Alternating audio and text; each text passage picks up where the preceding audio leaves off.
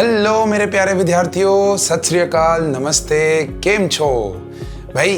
आज हम पाजी की कक्षा के अंदर आपके लिए लेके आए हैं केमिस्ट्री सिलेबस का ओवरव्यू। अब देखो भाई, किसी भी सब्जेक्ट को क्रैक करने के लिए ना सबसे इंपॉर्टेंट चीज होती है कि आप उस सब्जेक्ट को सही तरीके से स्टार्टिंग ऑफ द ईयर में समझ लें।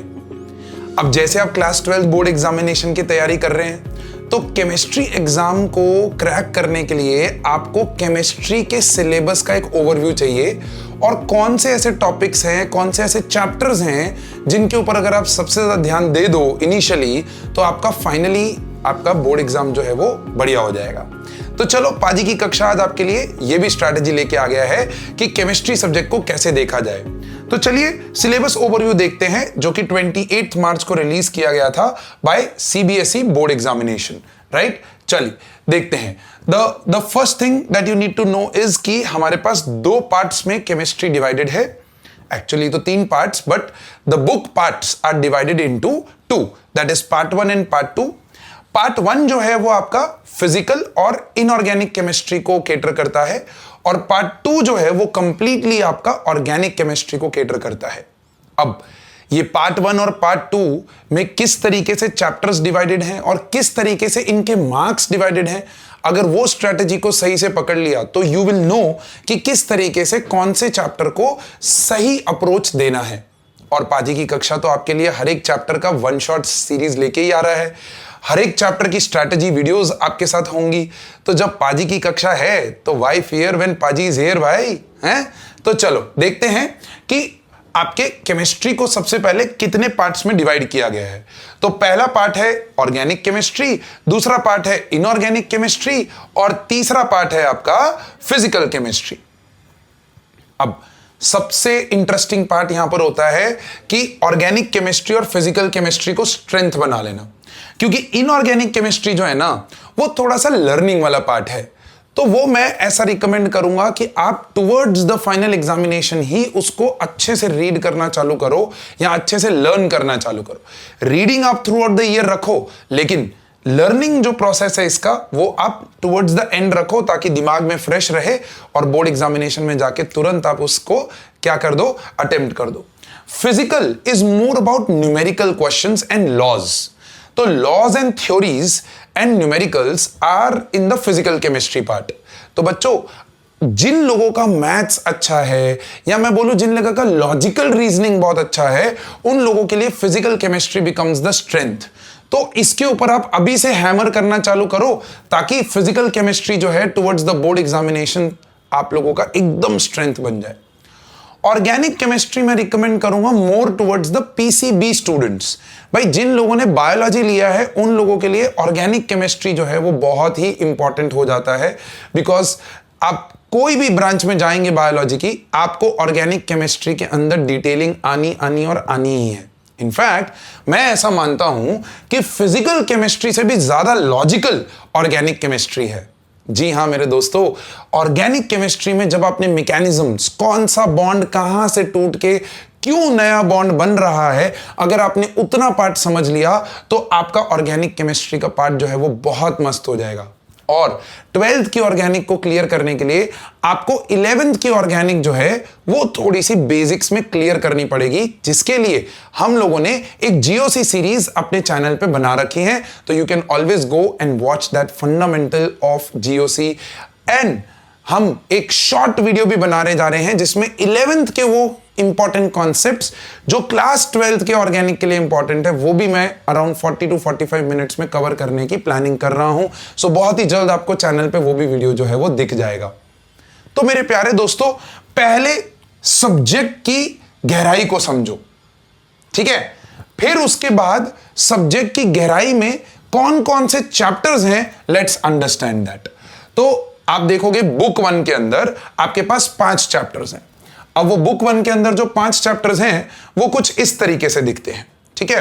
तो solution chemistry, solutions, electrochemistry, chemical kinetics, DNF block elements and coordination compounds. अब अगर मैं बात करूं तो हमने आपको पहले भी एक वीडियो के अंदर ये रूल दिया है कि आपका 20% जो पार्ट है वो बेसिकली 80 मार्क्स आपको 80% मार्क्स जो है वो दिला सकता है किसी भी चैप्टर के अंदर। ये इसको 20-80 रूल बोलते हैं भाई, है ना। तो 20-80 रूल ये कहता है कि 80% मार्क्स आप 20% ऑफ द चैप्टर में से लेके आ सकते हो। बस आपको एक राइट मेंटोर और राइट बंदे की जरूरत है जो आपको गाइड करे कि वो 20% कहां पर है, चैप्टर का कौन सा हिस्सा है जो वो इंपॉर्टेंट है। जैसे मैं अगर सिर्फ फर्स्ट चैप्टर की बात करूं, सॉल्यूशंस, तो बहुत सारे बच्चे कंसंट्रेशन टर्म्स पे बहुत सारा टाइम लगा देंगे, सॉल्युबिलिटी वाले पार्ट पे बहुत ज्यादा टाइम लगा देंगे। अब ये पूरा चैप्टर जो है वो कितने मार्क्स का है, आप देखो 7 मार्क्स। अब just think about the division. अगर आप एक एग्जामिनर हैं और आप एक चैप्टर का टेस्ट ले रहे हैं तो आप इस सॉल्यूशन चैप्टर में से किस पार्ट में सबसे ज्यादा क्वेश्चन पूछना चाहेंगे? Obviously that would be nothing but colligative properties, right? क्योंकि इस कॉलिगेटिव प्रॉपर्टीज में आपका कंसंट्रेशन वाला पार्ट भी चेक हो रहा है, आपका राउल्ट्स लॉ वाला पार्ट भी चेक हो रहा है, और ये के साथ मैं सबसे ज्यादा क्वेश्चंस जो रखूंगा वो रखूंगा सॉल्युबिलिटी, जिसमें सबसे ज्यादा फोकस मेरा हेनरीज लॉ पे रहेगा। तो आप देखो किस तरीके से डिवीजन होगा ये 7 मार्क्स का। 3 मार्क का न्यूमेरिकल आपका कॉलिगेटिव प्रॉपर्टी में से आएगा ही, 100% है, राइट? 2 मार्क का क्वेश्चन आपका यहां से आना ही आना है, हेनरीज लॉ की डेफिनेशन और उसके साथ या तो उसकी एप्लीकेशन जुड़ी होगी या तो उसका एक न्यूमेरिकल जुड़ा होगा। तो 3 + 2 5 मार्क्स देखो मैंने आपको स्ट्रेटेजिकली यहां पर दिला दिए। अब बचे आपके 2 मार्क्स, तो वो 2 मार्क्स के अंदर आपका वो कोई भी कॉन्सेप्ट पकड़ सकता है, जैसे आइडियल नॉन आइडियल सोल्यूशन, उसमें से कौन से सोल्यूशंस आइडियल हैं, कौन से नॉन आइडियल हैं, उसका एक एग्जांपल एमसीक्यू में पूछा जा सकता है। तो हो गए 6 मार्क्स देखो। और बचा 1 मार्क, तो उसके अंदर वो या तो डेफिनेशन पूछ लेगा मोलैरिटी की, या पूछ लेगा which of the following is temperature dependent या टेम्परेचर इंडिपेंडेंट। तो मेरे प्यारे दोस्तों, आप देखो, आप पूरा चैप्टर फोकस करने जा रहे थे बट एक्चुअली में आपको बस कॉलिगेटिव प्रॉपर्टी के formulas, Henry's law and conceptual questions जो मैंने आपको अभी बताए। अब जब ये कॉन्सेप्चुअल क्वेश्चंस आप करोगे तो वो कॉन्सेप्चुअल क्वेश्चन कहां से किए जाएं? तो बस कुछ नहीं बेटा, प्रीवियस ईयर क्वेश्चंस की एक बुक ले लो और उस प्रीवियस ईयर क्वेश्चन में आप कॉन्सेप्ट बेस्ड क्वेश्चंस को देख लो। इनफैक्ट हम भी एक सीरीज चालू करेंगे जिसमें हम सिर्फ conceptual based questions on each chapter आपके साथ डिस्कस करेंगे। तो आप बिल्कुल आराम से हमारे चैनल पे आके उन कॉन्सेप्चुअल क्वेश्चंस को देख सकते हो।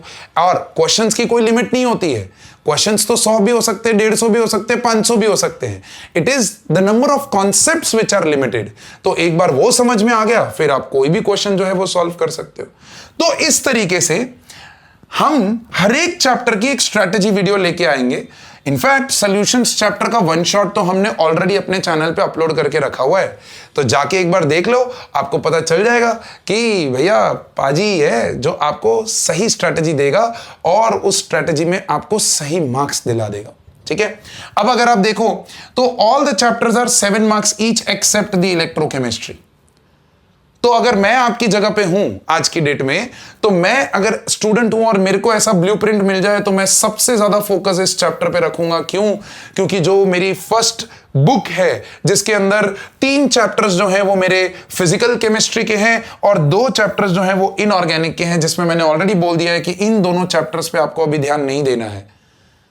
ये हम समझ लो कि सितंबर के बाद ध्यान देना शुरू करेंगे ताकि ये फ्रेश रहे अपने दिमाग में।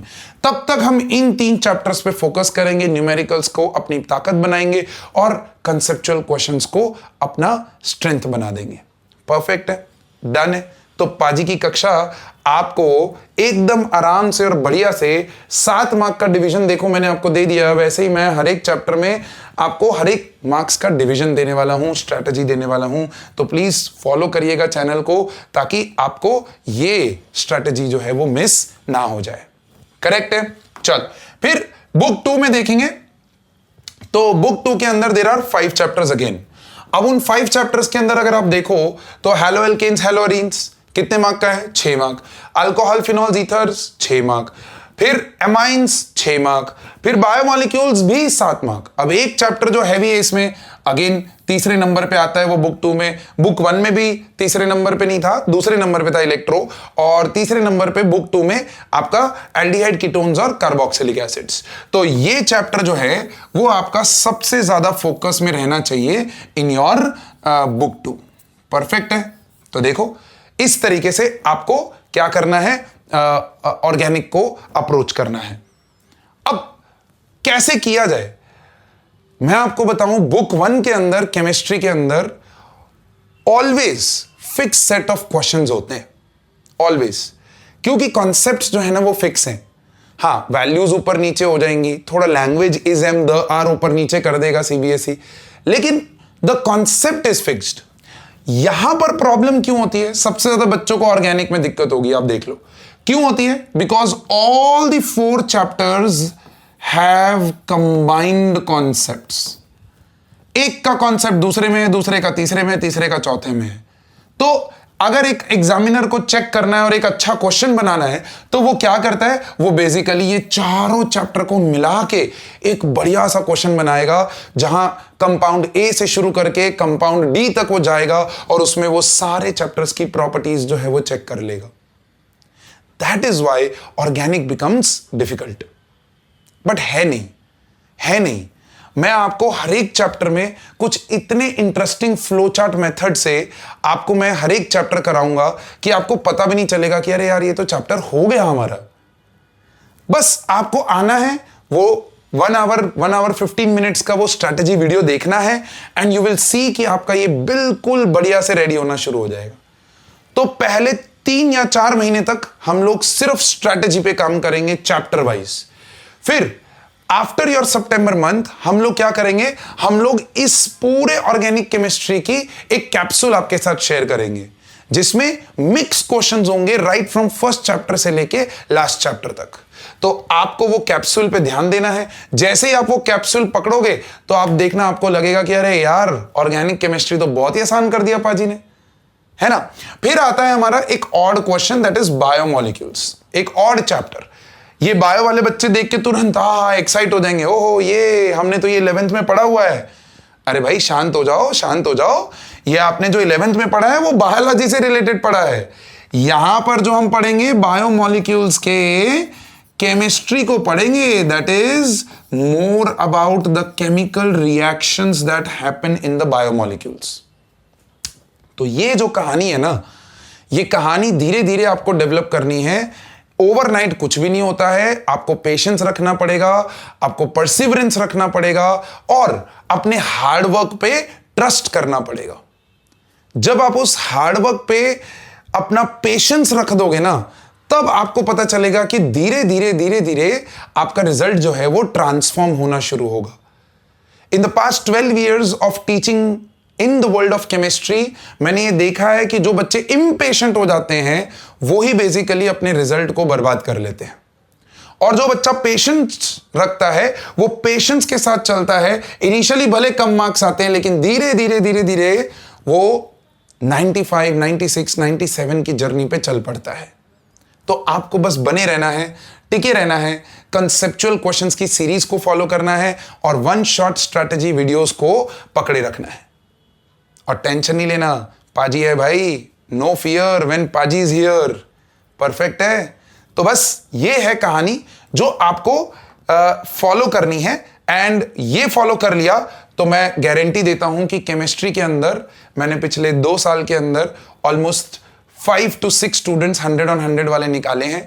एंड मैं आपको बिल्कुल एकदम 100% ये बता सकता हूं कि मैं 100 on 100 की गारंटी नहीं दूंगा, लेकिन मैं इतना जरूर बता सकता हूं कि अगर आपने मेरे साथ पेशेंस रखा और अगर आपने स्ट्रैटेजिकल वीडियोस को पकड़े रखा तो you will click in chemistry. So that's all for our video today. तो थैंक यू वेरी मच पाजी की कक्षा के अंदर ये वीडियो को सुनने के लिए।